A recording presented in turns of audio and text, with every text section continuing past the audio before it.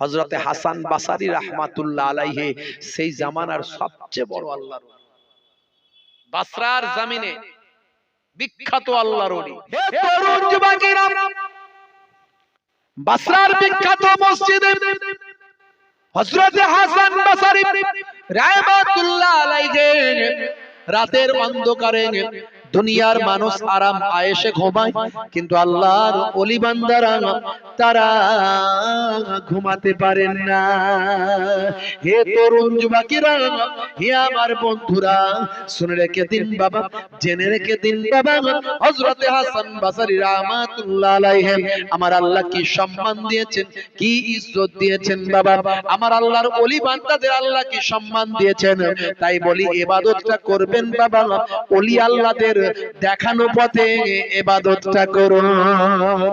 আল্লাহর ওলিদের দেখানো পথে ইবাদত করলে ওয়ারাসাতুল আম্বিয়াদের পথে ইবাদত করা হয়। ওয়ারাসাতুল আম্বিয়াদের পথে ইবাদত করলে আমার আল্লাহ কবুল করে নেয়। এ তরুণ যুবকেরা, আল্লাহর ওলিদের কথা আমার আল্লাহ কোরআন মাজিদে আবার বলেছেন, আলা ইন্না আউলিয়া আল্লাহি লা খাউফুন আলাইহিম ওয়ালা হুম ইয়াহজানুন। যারা আমার প্রকৃত মাহবুব বান্দা হয়, যারা আমার প্রকৃত ওলি বান্দা হয়, আমি আল্লাহ বলি লা খাউফুন আলাইহিম, তাদের কোনো খৌফ নাই, ডর নাই, ওয়ালা হুম ইয়াহজানুন, আমি আল্লাহ বলি তাদের কোনো চিন্তা নাই। জোরে হবে না? ওলি রাজাই বলে বই খুলে খুলে, পাপ হতে আই তোরা আই বহুদূর, পাপ হতে আই তোরা আই বহুদূর, পাপ হতে আই তোরা আই বহুদূর। আল্লাহুম্মা সাল্লি আলা।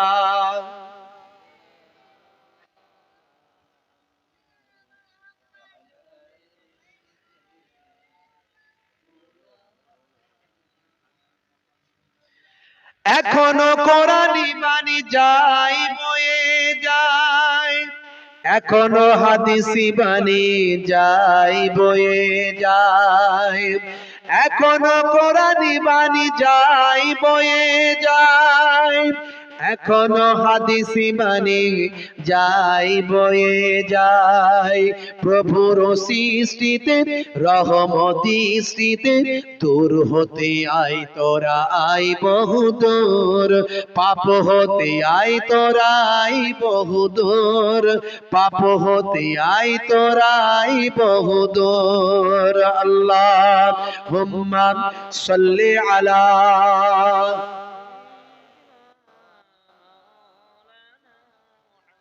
وعلى آله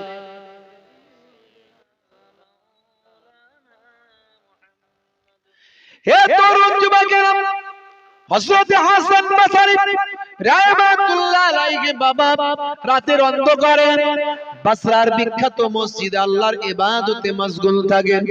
গভীর রাত হয়ে গিয়েছে বাবা, নিশীত রাত হয়ে গিয়েছে। হুজুরের মনটা চেয়েছে একটু বাইরে বেরিয়ে, একটু বাইরে বের হয়ে ঘুরে আসি বাবা। হুজুরের দিলটা চেয়েছে, মনটা চেয়েছে সামনে বাসরার বিখ্যাত গোরস্থান, এই গোরস্থানটা একটু ঘুরে আসি, গোরস্থানটা একটু জিয়ারত করে আসি। হুজুরের মনটা চেয়েছে, দিলটা চেয়েছে। এ তরুণ যুবকেরা, এ আমার বন্ধুরা, হযরত হাসান বাসারী রাহমাতুল্লাহ আলাইহি গোরস্থানের সামনে গিয়ে যখন হাজির হলেন, দেখেন প্রত্যেকটা কবরবাসী কবর থেকে উঠে বসে পড়েছে। তাদের প্রত্যেকের কাছে আমার আল্লাহ একটা একটা নূরের আলো, নূরের জ্যোতি দান করেছে।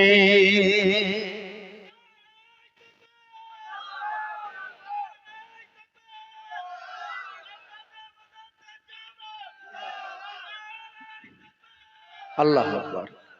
ভাইরা আমার, তরুণ যুবকেরা আমার, আমার নবী পাক সাল্লাল্লাহু আলাইহি ওয়াসাল্লাম রাস্তা দিয়ে যাচ্ছেন, এমন সময় দুটো কবর দেখে দাঁড়িয়ে গেলেন। এটা হাদিসের মধ্যে এসেছে। এই সব হুজুরদের কথা ছাড়তো, সব কোথা থেকে সব দলিল পায়, কথা পায়? হ্যাঁ, হাদিস থেকে দলিল আছে খোঁজো। আমার রাসূলে পাক সাল্লাল্লাহু আলাইহি ওয়াসাল্লাম সাহাবীদের বললেন, বাবা ওই কিছু কাঁচা ডাল কেটে নিয়ে এসো, কিছু কাঁচা গাছের ডাল কেটে নিয়ে এসো। নিয়ে আসার পর আল্লাহর নবী ওই খেজুর গাছের ডালটা ওই কাঁচা কবরগুলোতে গেড়ে দিলেন, লাগিয়ে দিলেন। সাহাবীরা জিজ্ঞাসা করলেন, হুজুর কেন? আল্লাহর নবী বললেন, এই গাছের পাতা যতক্ষণ জিন্দা জীবিত থাকবে আল্লাহর নামে তাসবিহ পড়তে থাকবে, আর তার বিনিময়ে এই কবরবাসীদের কবরের আযাবকে আল্লাহ মাফ করে দেবে। আল্লাহর নবী কবরের হালটা যে দেখতে পেয়েছেন এটা হাদিস থেকে প্রমাণ। আর নবীদের ওয়ারিসকেও আল্লাহ প্রয়োজনে দেখিয়ে থাকেন কবরের হাল। জোরে বলেন সুবহানাল্লাহ। বিশ্ব নবী আমার বলেছিলেন, দুটো কারণে কবরে আযাব হচ্ছে। একটা কারণে আযাব হচ্ছে পেচ্ছাপ করে পবিত্র হতো না। এই কবরের কবরবাসীরা পেচ্ছাপ করে পবিত্র হতো না। আল্লাহর নবী হাদিস পাকের মধ্যে জানিয়ে দেন, লা ইয়াস্তানজু আনিল বাউল, পেচ্ছাপ করে ওই ব্যক্তি পবিত্র হতো না। আর একটা কবরের আযাব হচ্ছে ওয়ায়ামসি বিন নামিমা, চগলখড়ি করত। এর কথা ওকে লাগাতো, তার কথা তাকে লাগাতো, চগলখড়ি করত। বাবা এই চগলখড়ি করার কারণে ওই ব্যক্তির কবরে আযাব হচ্ছে। দুটো কারণে চগলখড়ি করছে একজন, করেছে, আর একজন হচ্ছে পেচ্ছাপ করে পবিত্র হয় না। আচ্ছা এখানে এমন অনেক ছেলে আছে পেচ্ছাপ করে পানি নেয় না, আছে না নাই? বাপজি আমার, তাহলে আমার নবীর হাদিস অনুযায়ী পেচ্ছাপ করে পবিত্র না হলে কবরে শাস্তি হবে। বাপ আজ থেকে ওয়াদা করো যে পেচ্ছাপ করে নাপাক থাকবো না, একটু চেপে চুপে কোন রকমে আর ওখানেটা গিয়ে বাথরুম খুঁজে খাজে পানি টানি নিয়ে বসবো। কথা ঠিক না ভুল? যেখানে পাবে সেখানে ছাড়বে, এই লাইন খুবই সংক্ষেপ করে বলবো, লম্বা চওড়া নয়। হযরত হাসান বসরি রাহমাতুল্লাহ আলাইহি সেই সময় কবরবাসীদের ভিতরে দেখতে পেলেন একজন মানুষের কাছে কোনো নূরের আলো ছিল না, একজন মানুষের কাছে কোনো নূরের জ্যোতি ছিল না, কোনো আলো ছিল না। প্রত্যেকটা কবরবাসী কবর থেকে উঠেছেন, তাদের প্রত্যেকের কাছে আমার আল্লাহ একটা একটা নূরের জ্যোতি আলো পাঠিয়েছেন, কিন্তু একজন মানুষের কাছে কোনো কিছু নূরের আলো জ্যোতি কিছু নাই। সেই সময় হযরতে হাসান বসরি রাহমাতুল্লাহ আলাইহি মানুষের জন্য নিবেদিত প্রাণ উম্মতে মুহাম্মাদি যাতে কষ্ট না পায়, উম্মতে মুহাম্মাদি যাতে শাস্তি না পায়, উম্মতে মুহাম্মাদি যাতে জাহান্নামে না যায়, আল্লাহর ওলিরা সর্বদা নিজেদেরকে সেজন্য সচেষ্ট করেন। ভাই এ তরুণ যুবকেরা, হযরতে হাসান বসরি রাহমাতুল্লাহ আলাইহি সেই মানুষটার কাছে গিয়ে বললেন, বাবা ছেলে, আজকের দিনে আমার আল্লাহ সমস্ত কবরবাসীকে তুলেছেন, আর প্রত্যেকের কাছে আমার আল্লাহ একটা একটা নূরের জ্যোতি আলো পাঠিয়েছেন। বাবা তোমার কাছে কেন নূরের জ্যোতি নাই, তোমার কাছে কেন নূরের আলো নাই? সেই সময় মানুষটি বলেছিল, ও আল্লাহর মাহবুব বান্দা, ও আল্লাহর ওলি বান্দা, আমি দুনিয়াতে নামাজ ইবাদত বندگی তেলাওয়াত, আমি নামাজ দিন ধর্ম সারা শরীয়ত আল্লাহর হুকুম রাসূলের নির্দেশ আমি পালন করতাম না। আমি ধরাকে সরা মনে করে নিজের ইচ্ছা মতো চলতাম। আমার আল্লাহ নারাজ হয়ে গিয়ে আমার কবরটাকে আযাবের কবর বানিয়ে দিয়েছে। মুসলমানের ছেলে আছে না নাই? মুয়াজ্জিন আযান দেয় হাইয়া আলাস সালাম, এরা বলে এই পল্টু চ ক্যারাম খেলতে পালা। মুয়াজ্জিন আযান দেয় হাইয়া আলাস সালাম, মুসলমানের ছেলে বলে চল পল্টু ফ্রি ফায়ার খেলতে পালা। আছে না নাই?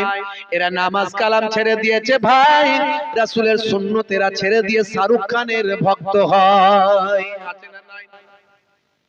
স্কিন টাইট গেঞ্জি আর স্কিন টাইট প্যান্ট, জিন্সের প্যান্ট তিন জায়গায় ছেঁড়া। কি রে ভাই? বলছে সলেমান খানের স্টাইল তাই, কানে পড়েছে দুল, নাকে পড়েছে ফুল, বলছে তোরা যা করছিস সব বেটা ভুল। বন্ধুরা আমার, তরুণ যুবকেরা আমার, হে তরুণ যুবকেরা, মুসলমানের ছেলে নামাজ ছেড়ে দিয়েছে, রাসূলের সুন্নাত ভুলে গিয়েছে। 5 ওয়াক্ত নামাজ ছেড়ে দিয়ে অন্যান্য কাজেতে ব্যস্ত হয়ে পড়েছে। হে তরুণ যুবকেরা, হে আমার বন্ধুরা, শুনে রেখে দেন, নামাজ ছেড়ে দিলে চলবে না বাবা। নামাজ হলো সমস্ত ইবাদতের আসল, সবচেয়ে বড় ইবাদত হলো নামাজ। সে নামাজ ভুলে গেলে চলবে না।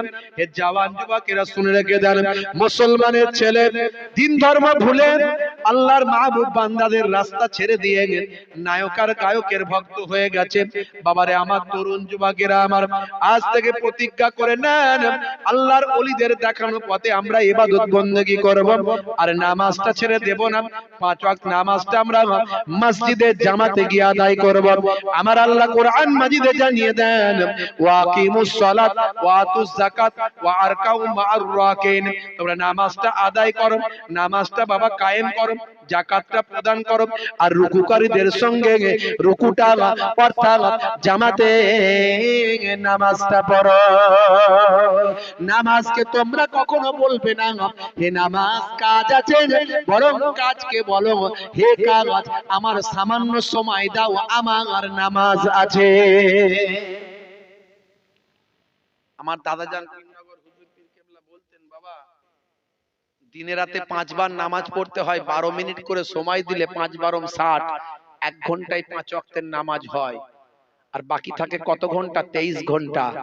তা আমি তোমাকে এটুকু বলবো, যদি তুমি 1 ঘন্টা নামাজে দাও, আমার বিশ্বাস আমার আল্লাহ তোমার 23 ঘন্টা কমপ্লিট করবেন, 23 ঘন্টা সাকসেসফুল করে দেবেন। তো নামাজ ছেড়ে দিও না বাবা। যুবকেরা 7 বছর বয়স থেকে নামাজ পড়া ফরজ হয়ে যায়। এখন মুসলমানের ছেলেরা বলে বুড়ো হয়ে নামাজ পড়বো। এই করতে থেকে নামাজ আর পড়তে হলো না, পটল গাছের তলায় চলে গেল।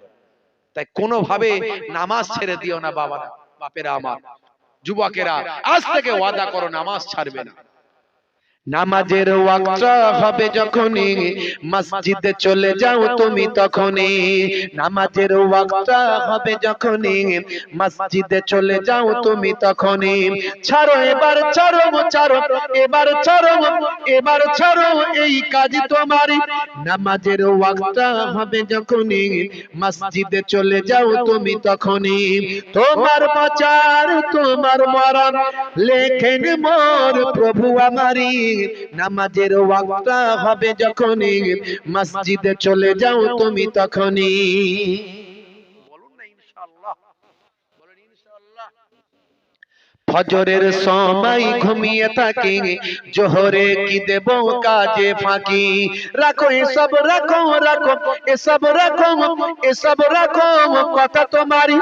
আসর আর মাগরিব হেলা করি, দোকানার আড্ডায় সময়টা দি। মরলে তোমাকে যেতে হবে মাটির নিচে ঘর তোমারই।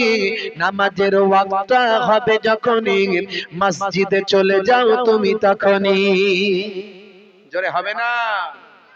এশার সময় ঘুমিয়ে পড়ি, শরীরটা ক্লান্ত মেলিয়ে দি। না না এসব বলো না, এসব বলো না, এসব বলো না বান্দা তুমি। রুটি রুজি দিচ্ছে যিনি, জীবন মরণের মালিক তিনি। রুজি রুটি দিচ্ছে যিনি, জীবন মরণের মালিক তিনি। তোমায় আমায় জীবন দিয়ে ভালো রেখেছেন প্রভু আমারি। নামাজের ওয়াক্ত হবে যখনই মসজিদে চলে যাও তুমি তখনই। কারো জন্য বিবাহ করা হারাম, কারো জন্য বিবাহ করা ফরজ ওয়াজিব, আবার কারো জন্য সুন্নত। বলে হুজুর এটা আবার কিরকম কথা, নতুন কথা শুনছি মনে হচ্ছে। হ্যাঁ, যে ব্যক্তির শারীরিক সক্ষমতা আছে, অর্থনৈতিক সক্ষমতা আছে, এবং সে যদি বিবাহ না করে জেনার দিকে ধাবিত হতে পারে, জেনার দিকে চলে যেতে পারে, ব্যভিচার তার শরীরে লাগতে পারে, ব্যভিচারের কলঙ্ক তার গায়ে লাগতে পারে, অর্থাৎ তার শারীরিক সক্ষমতা আছে, আর্থিক সক্ষমতা আছে, কিন্তু বিবাহ না করলে সে জেনাখোর হয়ে যাবে, পতিতালয়ে যাবে, সে অবৈধ জায়গায় যাবে। এই ব্যক্তির জন্য দ্রুত বিবাহ করা ফরজ। যার শারীরিক সক্ষমতা আছে, আর্থিক সক্ষমতা আছে, কিন্তু জেনা ব্যভিচারের ভয় নাই, এই ব্যক্তির জন্য বিবাহ করা সুন্নত। আর যে ব্যক্তির শারীরিক সক্ষমতা নাই, আর্থিক সক্ষমতা নাই, শারীরিক ক্ষমতাও নাই, বিবাহ করার চাহিদা নাই, বিবাহ করলে বিবাহের যে কারণে বিবাহ করতে হয়, বংশ বিস্তারের ব্যাপার, এগুলো সে পারবে না, তার শারীরিক সক্ষমতা নাই, সে শারীরিক ভাবে অকেজো, আর্থিক ভাবেও কমজোর, কিন্তু মা বলেছে একটা বিবাহ কর, না করলে লোকে খারাপ বলবে, এই লোকটার জন্য বিয়ে করা হারাম। কারণ বিবাহ করার পরে সে তার স্ত্রীকে শারীরিক ভাবে এবং আর্থিক ভাবে কোনোভাবেই সে তার চাহিদা পূরণ করতে পারবে না। এই না করার কারণে তার বউটা কিন্তু একদিন অন্যায় পথে ধাবিত হতে পারে, অর্থাৎ একটা মহিলার জীবন নষ্ট হতে পারে। এই জন্য এই পুরুষের জন্য বিবাহ করা হারাম। বাংলাদেশে একটা লোক, কি নাম, মকবুল নাকি রবিউল নাকি নাম, 7খানা বিয়ে করেছে, দেখেছেন মোবাইলে ভাইরাল হয়েছে, 7টা বিয়ে, 7খানা বিয়ে করেছে। আবার বউগুলো সব বলছে আমরা সব বোনের মতো আছি, কোনো সমস্যা নাই আমাদের, আমরা ভালোই আছি। আচ্ছা বলেন তো, 7খানা বিয়ে জায়েজ আছে? একটুখানি সামনের দিকে চেপে চেপে আসেন তো ভাই, একটু সামনের দিকে চেপে চেপে আসেন। আচ্ছা বলেন তো দেখি, 7খানা বিয়ে জায়েজ আছে? হ্যাঁ, শখ বলছে আমার মায়ের মা বলেছিল যে আমার ছেলের আমি 7টা বিয়ে দেব, তো মায়ের শখটা পূরণ করেছি। ভাই ইসলামে এইসব সিস্টেম আছে? তাহলে মুসলমান ঘরে, কলেমা ঘরে জন্ম হয়েছে মানে তোমার জন্য সব স্পেশাল। আল্লাহ যা নির্দেশ দিয়েছে তার নির্দেশের বাইরে তুমি যেতে পারবে না। 7খানা বিয়ে ইসলাম কখনো সাপোর্ট করে না, তোমার ক্ষমতা থাকলেও করতে পারবে না। যদি বলে নবী করেছে হুজুর, প্রশ্ন করতে পারে যে আল্লাহর নবী তো 11টা বিবাহ করেছে, হুজুর আল্লাহর নবীর জন্য, ওটা নবীর জন্য খাস। যদি বলেন নবী এরকম করলো কেন, মনে রাখবেন আল্লাহর নবী আজ থেকে 1450 বছর আগের কথা, সেই মাত্র ইসলাম আবার নতুন করে সংগঠিত হচ্ছে। ঈসা নবী চলে যাওয়ার পরে, আকাশে উঠে যাওয়ার পরে আল্লাহর নবী আসলেন, এই গ্যাপটা কিছু কম বেশি 500 বছর। এই 500 বছরের লোকে ইসলাম ভুলে গেছে, আল্লাহ ভুলে গেছে, নবী ভুলে গেছে। মাইট ইজ রাইট, জোজ্জার মুল্লুক তার। সেই যুগে একজন পুরুষ অসংখ্য মহিলার সঙ্গে অবৈধ সম্পর্ক করত, একজন মহিলা অসংখ্য পুরুষের সঙ্গে সম্পর্ক করত।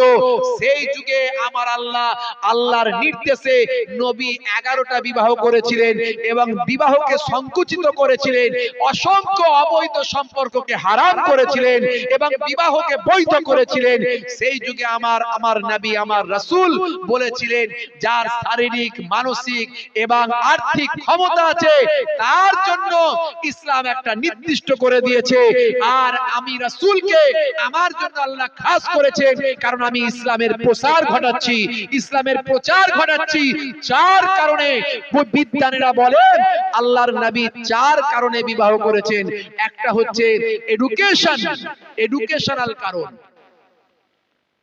ভাইরা আমার, শিক্ষার দিক থেকে প্রচার প্রসারের জন্য আল্লাহর নবীর কাছে পুরুষ মানুষেরা এসে শিক্ষা লাভ করত, কিন্তু মহিলারা শিক্ষা লাভ করতে সংকোচ বোধ করত।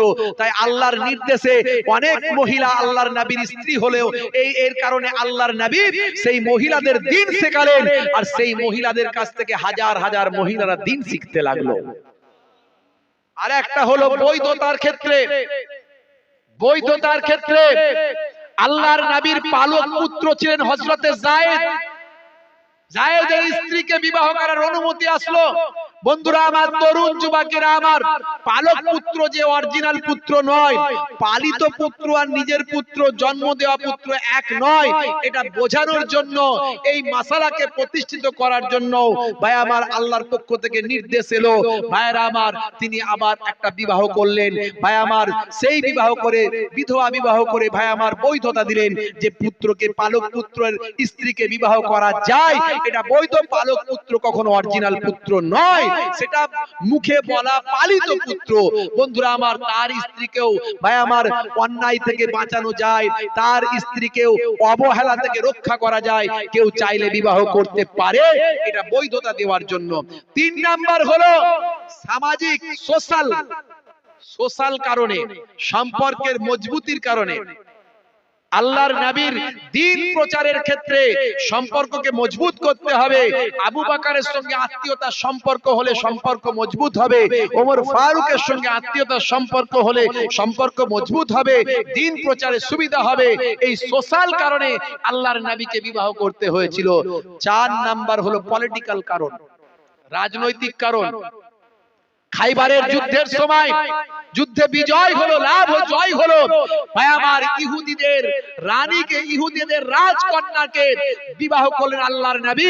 এই বিবাহ করার মাধ্যমে সমস্ত ইহুদিরা ইসলাম গ্রহণ করে নিল, যে আমাদের তো আত্মীয় হয়ে গেছে, মুহাম্মদুর রাসূলুল্লাহ সাল্লাল্লাহু আলাইহি ওয়াসাল্লাম আমাদের আত্মীয় হয়ে গেছে, তাহলে আমরা বিজয় তো পরাজয় তো আমাদের হয়েছে, তিনি তো জয়ী হয়েছেন, কিন্তু তার সঙ্গে আমাদের আত্মীয়তার সম্পর্ক যখন হয়ে গেছে, তার ধর্ম গ্রহণ করতে আমাদের কোনো আপত্তি নাই। সবাই কলেমা পড়ে নিয়েছিল। এটা হলো পলিটিক্যাল কারণ। এই রকম 4 কারণে আল্লাহর নবীর জন্য খাস ছিল ভাই আমার, তাই আল্লাহর নবী 11টা বিবাহ করেছিলেন। কিন্তু এই বিবাহ আর কারো করা চলবে না, নবীর জন্য খাস, আর কারো জন্য খাস নয়। তাহলে 7খানা যে করে ফেললো, কি করবে? আমার আল্লাহ কটা তাহলে জায়েজ করেছেন?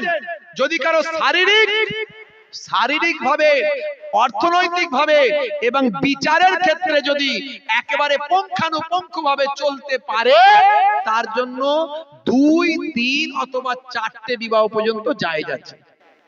কিন্তু যদি বিচার যদি ঠিক মতো না করতে পারে, আল্লাহ বলে দিচ্ছেন একটা করো। এই যে সূরা নিসার 3 নাম্বার আয়াতে আমার আল্লাহ জানিয়ে দিচ্ছেন, ভাইরা আমার, তরুণ যুবকেরা আমার, ফানকিহু মা তাবা লাকুম মিনান নিসাই মাসনা ওয়া সুলাসা ওয়া রুবা ফাইন খিফতুম আল্লাহ তাদিলু ফাওয়াহিদা। ভাইরা আমার আল্লাহ জানিয়ে দিচ্ছেন, তোমরা নারীদের মধ্যে থেকে পছন্দ করতে পারো 2, 3 অথবা 4টে, যদি ন্যায় বিচার করতে পারো। যদি ন্যায় বিচার না করতে পারো, তাহলে একটাই তোমাদের বিবাহ করতে হবে, অর্থাৎ একটাতেই তোমাদের ক্ষান্ত থাকতে হবে।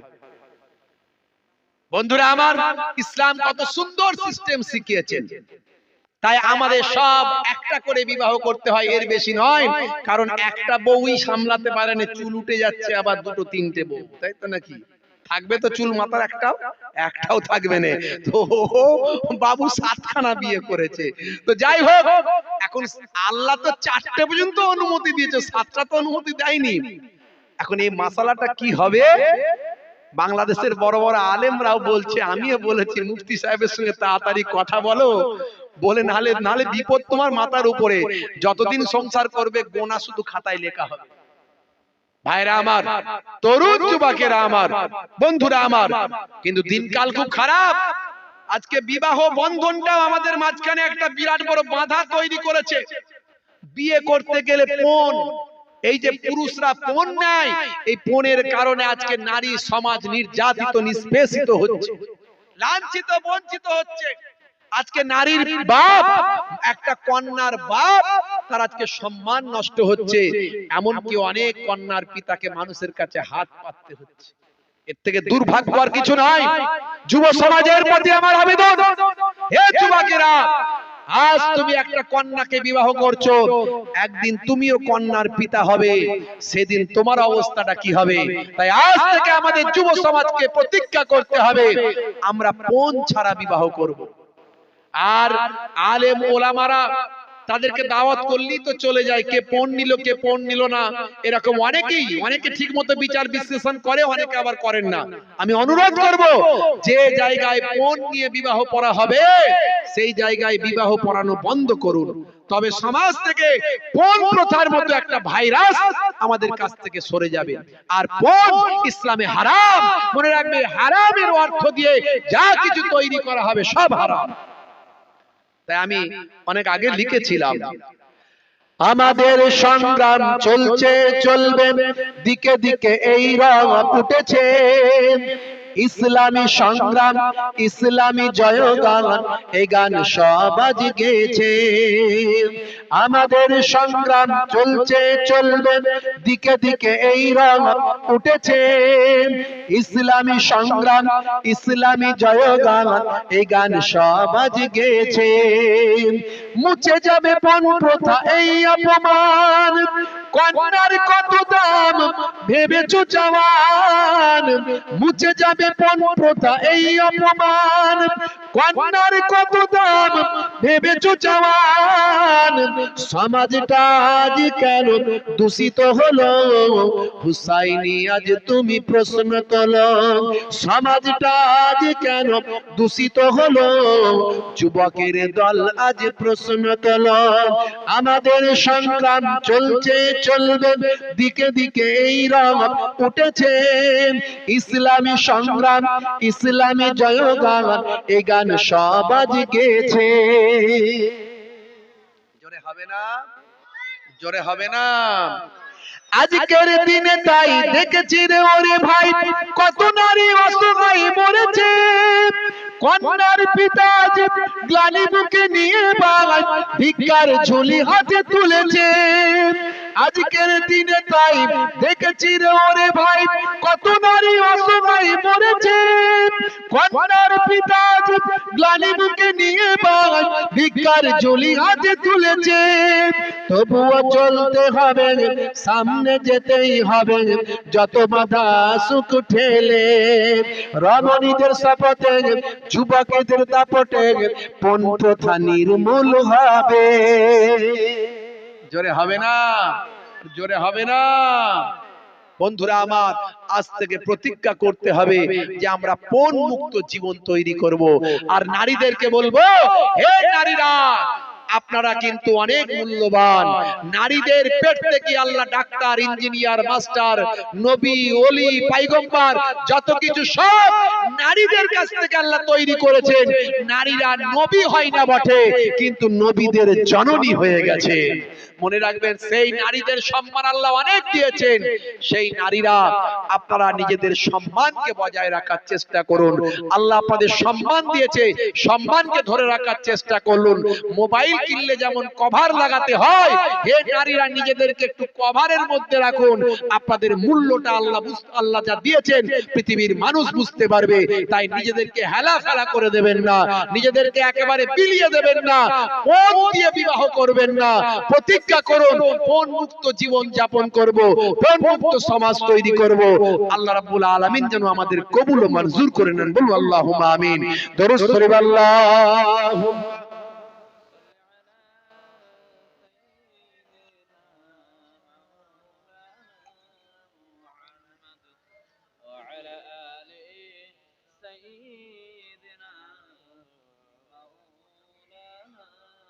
ভাইরা আমার, তরুণ যুবকেরা আমার, তাহলে আমরা আমাদের দিনদারি দুনিয়াদারি যাই করব, কাদের দেখানো পথে করব? আল্লাহর ওলিদের দেখানো পথে করব। যেমন হাসান বসরি রাহমাতুল্লাহ আলাইহির কথা বলছিলাম। হে তরুণ যুবকেরা, হে আমার বন্ধুরা, হে আমার মুরব্বিয়ানেরা, আল্লাহর নবীকে তো এখন দেখতে পাননি বাবা। এখন কি আমাদের মাঝখানে নবী আছে নাকি? তাহলে ইবাদতটা কেমন ভাবে করব? নবী আনার তরিকায় করব, কিন্তু নবী তো আমাদের মাঝখানে নাই। বিশ্ব নবী আমার সোনার জবানে জানিয়ে দেন, হে দুনিয়ার মানুষ শুনে রেখে দাও, আনা খাতামান নবিয়িনা লা নবিয়্যা বাদি, আমি হলাম শেষ নবী, আমার পরে আর কেউ নবী আসবে না। আমি হলাম আখিরি জামানার পয়গম্বর। এই জন্য আমাদের নবীকে বলা হয়েছে খাতামুন নবীন, বলা হয় খাতামুন নবীনা বলা হয়েছে, নবীদের শেষ নবী বলা হয়েছে, ইমামুল আম্বিয়া বলা হয়েছে, নবীদের ইমাম বলা হয়েছে। এ তরুণ যুবকেরা, এ আমার বন্ধুরা, শুনে রেখে দিন বাবা, জেনে রেখে দেন। অনেকে নবিয়াতের নবীর দাবি করে, অনেকে বাবা বলছে আরো নবী হবে। এই রকম বিভিন্ন রকম মন্তব্য এখন আমাদের মাঝখানে ভেসে আসে। তাই আমার নবী, দয়ার নবী, বিশ্ব নবী সোনার জবানে জানিয়ে দেন, লাউ কানা বাদি নবিউল্লাহ কানা আমার, আমার আল্লাহ যদি এর পরে কাউকে নবী বানাতেন, হযরতে ওমরকে আমার আল্লাহ নবী করে দিতে। নবী আর আসবে না, কে আসবে? বিশ্ব নবী বলেছেন নবী আর আসবে না। তাহলে নবুয়াত শেষ হবে কিন্তু বেলাদাত শেষ হবে না। নবুয়াত শেষ হবে কিন্তু আউলিয়ায়ে কেরামদের বেলাদাত শেষ হবে না। তাই আমি রাসূলুল্লাহ বলছি, নবী না এলেও উলামা ও উম্মতি কা আম্বিয়ায়ে বানি ইসরাইল, আমার উম্মতের মধ্যে যারা আলেমে হাক্কানি হবে তারা বানি ইসরাইল যুগের নবীদের পর্যায়ভুক্ত হবে। হে তরুণ যুবকেরা, তবে ব্র্যান্ডেড কোম্পানির প্রোডাক্ট হতে হবে, চাইনার মাল হলে হবে না। উপরের লেভেল ভালো, ভিতরের ইঞ্জিনটা কালো, উপরে নোকিয়া ভিতরে চায়না, এটা যেন না হয়ে যায়। মনে রাখবেন বাবা, আখিরি জামানায় মানুষ চেনা বড় দায়। মুখটা ভালো, মুখোশটা খারাপ। মনে রাখবেন বাবা, মুখটা ভালো, অন্তরটা খারাপ। আল্লাহর নবী বলেছেন, হে দুনিয়ার মানুষ শুনে রেখে দাও, একদল আলেম হবে বাবা, তারা হবে নবীদের মতো হবে। তাদের কথাবার্তা, তাদের কাজকর্ম, তাদের চালচলন, তাদের ব্যবহার আচার, তাদের চিন্তা ভাবনা, তাদের চিন্তা চেতনা, তাদের আখলাক চরিত্র সবটাই নবিয়ানা তারিকা হবে। এরা কারা? আল্লাহর নবী জানিয়ে দেন, আল উলামাও ওয়ারাসাতুল আম্বিয়া, এরাই হবে নবীদের বংশধর।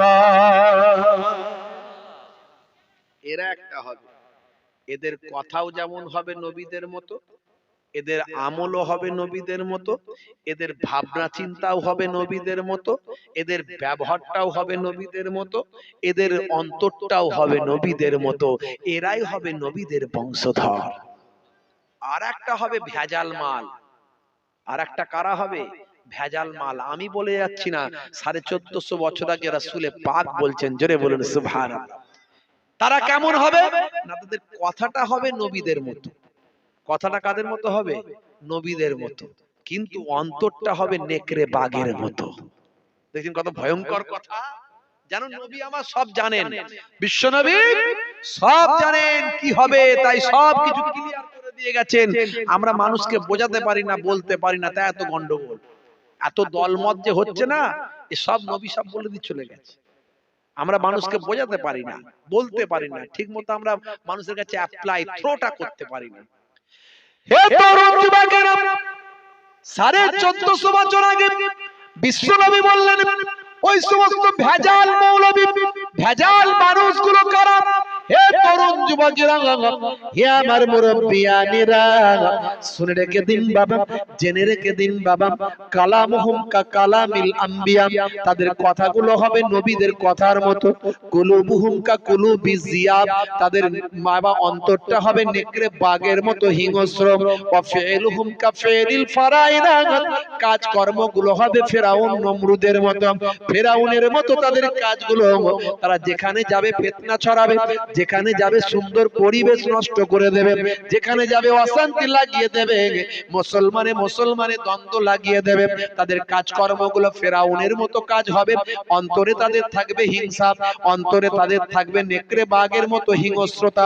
এই তরুণ যুবকেরা, কিন্তু তাদের কথাগুলো সুন্দর হবে, কথাগুলো মিষ্টি হবে। এরা কথাগুলো সুন্দর সুন্দর ভাবে বলবেন। আল্লাহর নবী বলেন, এরা আমার উম্মত নয়, আমি নবীও এদের নবী নয়। আপনাকে বুঝে নিতে হবে। ভালো ডাক্তার চিনেছেন, ভালো ডাক্তার না ধরলে অপারেশনটা সাকসেস হবে না। ভালো অ্যাডভোকেট চিনেছেন, ভালো অ্যাডভোকেটটা না পেলে কেসটা লড়া যাবে না। ভালো টিচারটাকে ছেলের কাছে লাগিয়েছেন, ভালো টিচার না পেলে ছেলে পাস করতে পারবে না। সব ভালো পেয়েছেন, আর মৌলবীর বেলায় ভালো পেলেন না কেন? মৌলবীর বেলায় খোঁজার চেষ্টা হয়নি, খালি উদাহরণ দিয়েছেন সব মৌলবী এক। অত সহজ নয় ভাইরা আমার। যেখানে আবু বকর সিদ্দিক থাকতেন সেখানেই তো আবু জাহিল থাকতো, ঠিক না? আবু বকর সিদ্দিক আমার রাসূলে পাককে পেয়েছিল, আবু বকর চিনতে পেরেছিল, আর আবু জাহিল চিনতে পারল না। আপনাকে খুঁজে বের করতে হবে।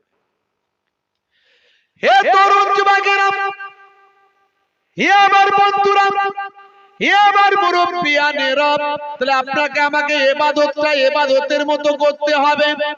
ইবাদত মানে নামাজটা নামাজের মতো পড়তে হবে। হে মুসলমান, হে তরুণ যুবকেরা, নবী তো আর আসবে না, নবী আর আসবেন না, তাহলে বিশ্ব নবী জানিয়ে দিলেন আউলিয়া কিরামরা আসবেন বাবা। তাহলে আপনার ইবাদতটা, আপনার নামাজটা, আপনার তেলাওয়াতটা, আপনার জিকির ফিকিরটা, আপনার দিনদারি দুনিয়াদারিটা বাবা কেমন ভাবে করবেন? নবী যদি থাকতেন নবীকে দেখে করতেন।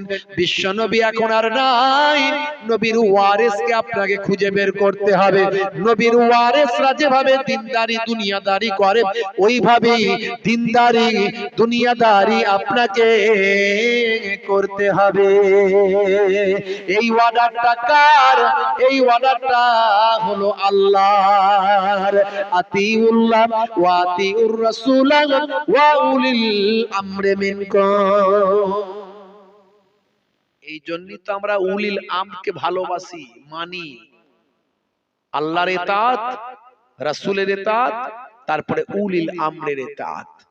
উলিল আমর মানে ফি জামানে উলামায়ে হিন্দ, মানে সেই জামানার, হিন্দুস্তানের সেই জামানার আলেমদেরকে, ভাই আমার, যার মধ্যে ইলম আছে, ফিকাহ আছে, তাকওয়া আছে, পরহেজগারি আছে, সেই জামানার ওলি বান্দা যারা, তারাই হলেন উলিল আম। জোরে বলুন সুবহানাল্লাহ। আমরা এই জামানার উলিল আমর হিসাবে আমরা যাকে মেনেছি, যাই তাই যাকে তাকে উলিল আমর বললি তো হবে না বাবাজি। সকালে একরকম, সন্ধে আর একরকম, উলিল আমর হয়ে বসে আছে, ওসব বললে হবে না। আমরা উলিল আমর বলে কাকে মেনেছি? আল্লামা বসিরহাট হুজুর কাকে মেনেছেন, মাইজউদ্দিন হামিদি হুজুর কাকে মেনেছেন, নিসার উদ্দিন সাহেব কাকে মেনেছেন, পীরনগরী হুজুর কাকে মেনেছেন, বড় বড় আল্লাহর ওলিরা কাকে মেনেছেন? তিনি হলেন জামানার মুজাদ্দিদ হযরত পীর আবু বকর সিদ্দিক রাহমাতুল্লাহ আলাইহি। জোরে হবে না ভাইরা আমার, তরুণ যুবকেরা আমার, আল্লাহর ওলিদেরকে আল্লাহ অনেক ক্ষমতা দিয়েছেন, অনেক আল্লাহ রাব্বুল আলামিন দরজা মর্তবা বুলন্দ করেছেন। হে তরুণ যুবকেরা, হে আমার বন্ধুরা, হে আমার মুরব্বিয়ানেরা, শুনে রেখে দিন বাবা, জেনে রেখে দিন বাবা, আল্লাহর ওলিরা সদা সর্বদা মানুষকে হেদায়েতের জন্য সচেষ্ট থেকেছেন বাবা। সর্বদা আল্লাহর মাহবুব বান্দারা মানুষকে হেদায়েতের জন্য সচেষ্ট থেকেছেন। তাদের সমস্ত কিছুকে বিসর্জন দিয়ে মানুষকে আল্লাহমুখী, খোদামুখী করার জন্য, রাসূলের তাবেদারি করানোর জন্য, আল্লাহর ইতাআত করানোর জন্য তারা নিজেদের জীবনকে উৎসর্গ করে দিয়েছেন বাবা। এরকম যুগে যুগে যুগে যুগে আল্লাহর ওলিদের আবির্ভাব ঘটেছে বাবা। এই তরুণ যুবকেরা, হে আমার বন্ধুরা, হযরত গাউসে আজম বাবা বড় পীর আব্দুল কাদের জিলানী আল বাগদাদি রাহমাতুল্লাহ আলাইহি, হযরত খাজা গরিব নওয়াজ মাইনুদ্দিন চিশতি আজমিরি সঞ্জারি রাহমাতুল্লাহ আলাইহি, হযরত খাজা বাকিবুল্লাহ বোয়ালি কালান্দার সানাউল্লাহ পানিপতি আমাত শাহ হুজুর সুলতান শাহ হুজুর রাহমাতুল্লাহ আলাইহি, হযরত পীর আবু বকর সিদ্দিক রাহমাতুল্লাহ আলাইহি, হযরত বসিরহাট আল্লামা হুজুর রাহমাতুল্লাহ আলাইহি, পীরনগর হুজুর রাহমাতুল্লাহ আলাইহি, এই সমস্ত আল্লাহর মাহবুব বান্দারা যুগে যুগে মানুষকে হেদায়েতের পথে আহ্বান করেছে, নিজেদের জীবনটা মানুষের হেদায়েতের জন্য উৎসর্গ করেছে। আল্লাহর পথে হেদায়েতের পথে মানুষকে পরিচালনা করার জন্য তারা দিনের পর দিন মেহনত করে গেছেন, কষ্ট ত্যাগ স্বীকার করে গেছেন। বাপজি হবে না, রুজি রুটি দেওয়ার মালিক কে? জোরে বলেন কে? রুজি রুটি দেওয়ার মালিক আল্লাহ। তাহলে আপনি ভাবছেন যে আমার নামাজ পড়তে গেলে আমার কাজের গন্ডগোল হয়ে যাবে, কাজ আমার প্রবলেম হয়ে যাবে, কিন্তু কাজের রুজি রুটি দেওয়ার মালিক তো আল্লাহ। আপনি কারবারটা করেছেন, কিন্তু কারবারটা সাকসেসফুল করার মালিক হলেন আল্লাহ, কারবারে বরকত দেওয়ার মালিক আল্লাহ, খদ্দেরকে কারবারে আনানোর মালিক হলেন আল্লাহ। ভাইরা আমার, তরুণ যুবকেরা আমার, আজ থেকে সেই নামাজ ছেড়ে দেবেন না। বাপজি আমার, কবরবাসী কি বললো? এই কষ্ট হচ্ছে আপনাদের? জোরে বলেন, কষ্ট হচ্ছে? শেষ করে দেবো? ঠান্ডা লাগছে মনে হচ্ছে? খুব সংক্ষেপে ছোট্ট করে ইনশাআল্লাহ, একটা থেকে একটা 15-20 মধ্যে শেষ ইনশাআল্লাহ। এ তরুণ যুবকেরা, এমন সময় হযরত হাসান বসরি বললেন, বাবা কি করেছো? আল্লাহকে ডাকুনি বাবা। আচ্ছা, তোমার কি কোনো সন্তান আছে? তোমার কি কোনো আওলাদ আছে? হাদিস পাকের মধ্যে আল্লাহর নবী 7টা কথা বলেছেন বাবা, যে 7টা কাজ হলো সাদকায়ে জারিয়া। সাবউন তাজরি লিল আবদি বাদা মাউতি ওয়া হুয়া ফি কবরিহি, মান আল্লামা ইলমান আও কাসারা নাহরান আও হাফারা বিরান আও গারাসা নাখলান আও বানা মসজিদান আও ওয়ারাসা মাসহাফান আও তারাকা ওয়ালাদান ইস্তাগফির লাহু বাদা মাউতিহি। এর মধ্যে 7 নাম্বার হলো, বান্দা যদি আও তারাকা ওয়ালাদান, একটা সন্তানকে দুনিয়াতে রেখে আসে, যে সন্তানটা বাপের মারা যাওয়ার পর জুম্মার দিনে জুম্মার নামাজটা পড়ে, জুম্মার ফরজ নামাজ, সুন্নত নামাজ, নফল নামাজগুলো পড়ে, 22 রাকাত নামাজগুলো কমপ্লিট করে বাপের কবরের ধারে গিয়ে, মায়ের কবরের ধারে গিয়ে আল্লাহর দরবারে সূরা ফাতিহা, সূরা ইখলাস, দরুদ শরীফ পড়ে দোয়া চায়। এই রকম সন্তানকে আমার আল্লাহ নেক সন্তান বলে কবুল করেন। রাসূল বলেন, এই রকম নেক সন্তানের ওসিলায় আমার আল্লাহ বাপ মায়ের কবরে সাদকায়ে জারিয়ার সব পৌঁছে দেয়। এ তরুণ যুবকেরা, ওই ব্যক্তির সন্তান আছে একজন, কিন্তু বাপ কা বেটা সিপাহী কা ঘোড়া।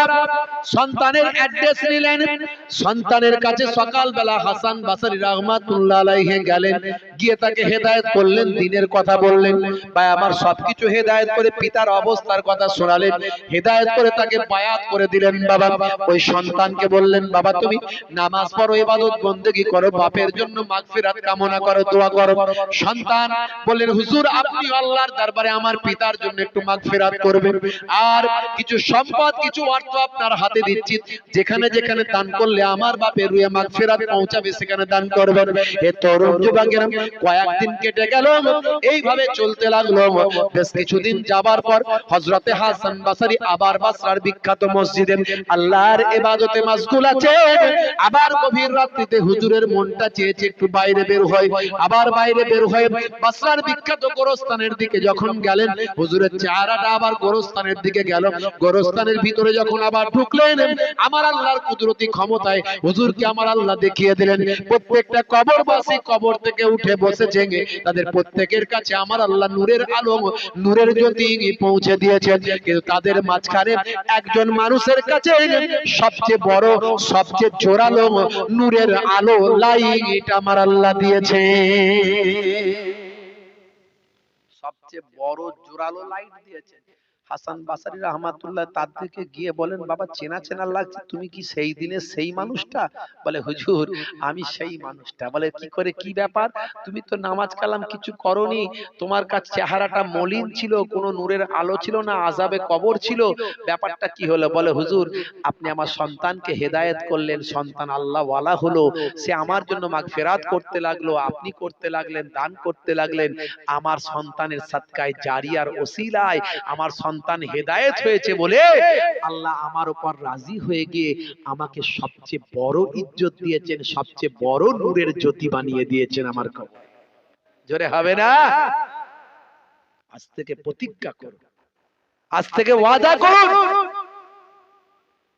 বাপ মায়ের জন্য আমরা ইস্তেগফার করব, তাদের জন্য আমরা নামাজ পড়ে দোয়া করতে পারে না, হাদিস শরীফ পড়তে পারে না, সে নিজেই বলে দিচ্ছে আমি কোনোদিন মাদ্রাসায় পড়িনি, আমি জেনারেল শিক্ষিত মানুষ, কিন্তু এখন শায়েখ হয়ে বসে আছে, ঘন ঘন ফতোয়া মারছে। তো এই রকম যদি হয় বাবা, ট্রেনিং প্রাপ্ত যদি ডাক্তার না হয়, যদি এমএস ডিগ্রি না থাকে, সার্জনের ডিগ্রি না থাকলে যদি অপারেশন করে রোগী বাঁচবে?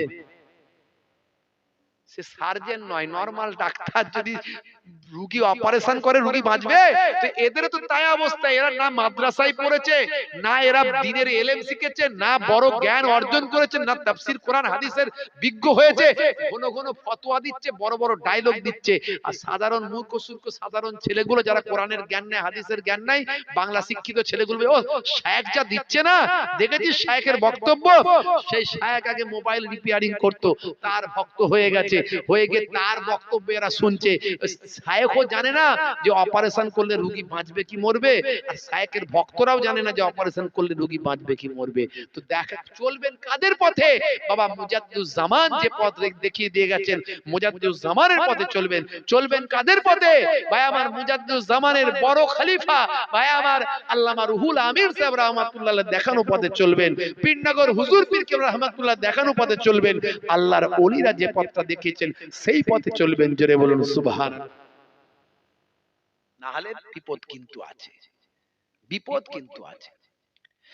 হে তরুণ যুবকেরা, সামাউনের বাড়িতে গিয়ে বললেন, বাবা সামাউন, তুমি তো আমাকে চেনো, তোমাকে অনেকবার বলেছি তুমি হেদায়েত হওনি বাবা, আগুনের মধ্যে অনেক শক্তি আছে বলে তুমি আগুনকে খোদা বলে মানো। বাবা সামাউন, আজকে তোমাকে আমি বলতে চাই, এখনো সময় আছে বাবা, এখনো যদি তুমি আমার নবীর কালেমাটা পড়ে নাও, আমি তোমাকে গ্যারান্টি দিচ্ছি আমার আল্লাহ তোমার জীবনে জিন্দেগির গুনাহগুলোকে মাফ করে দেবেন। হে তরুণ যুবকেরা, হে আমার বন্ধুরা, শুনে রেখে দিন বাবা, জেনে রেখে দিন বাবা, হে মুসলমান একটুখানি লক্ষ্য করো বন্ধুরা আমার, তরুণ যুবকেরা। সেই সময় সামাউন বলল, এটা কেমন করে হয়? আমি যদি এখন তওবা করি আমার জীবনে জিন্দেগির গুনাহ কি আল্লাহ মাফ করবেন? বলে হ্যাঁ, কিন্তু আমি কেন তওবা করব? আগুনকে আমি সারা জীবন খোদা বলে মেনে এসেছি, আগুনের ভিতর বিশাল শক্তি আছে, আগুনকে আমি শক্তিশালী, আগুনকে কখনো আমি ভুলতে পারি না। সারাটা জীবন আগুনের কাছে নিজেকে প্রভু বলে মেনেছি, আগুনের কাছে যা কিছু চাওয়ার, যা কিছু বলার আমি বলেছি। বাবা হাসান বাসারি, এই আগুনের ক্ষমতা বিশাল, আগুন যা পায় সবই জ্বালিয়ে দেয়। এই কথা শোনার সঙ্গে সঙ্গে হযরতে হাসান বাসারি রাহমাতুল্লাহ আলাইহি সেই সময় সামাউনকে এত ভালোবেসেছিলেন, সামাউন যাতে হেদায়েত হয়ে যায় তার জন্য তিনি চেষ্টা করেছিলেন। তিনি বলেছিলেন, বাবা সামাউন, শুনে রেখে দাও, জেনে রেখে দাও, তুমি এত বছর ধরে আগুনকে সিজদা করেছো, আগুনকে খোদা বলে মেনেছো, এখন আগুন জ্বলছে, এই যে তোমার সামনে আগুন জ্বলছে, এই আগুনে তুমিও হাতটা ঢোকাও, আর আমি হাসান বাসারি আগুনকে মানি না, আমিও হাতটা ঢোকাই। তুমি হাতটা ঢোকাও, তুমি সারা জীবন এটাকে খোদা বলে মেনেছো, তুমি হাত ঢোকাও।